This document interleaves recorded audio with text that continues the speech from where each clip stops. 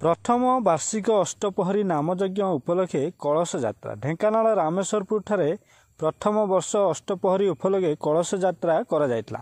स्थानीय शासन पुष्पणी ठारू पूजार्चना करा जाई 20 ऊर्ध्व भक्त माने वाद्य संकीर्तन द्वारा सहर परिक्रमा करते।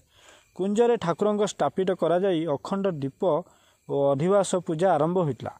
27-28 नाम संकीर्तन प्रसाद सेवन 29 तारीख नगर परिक्रमा प्रसाद सेवन 3 दिन धरी यही कार्यक्रम चालू हेब।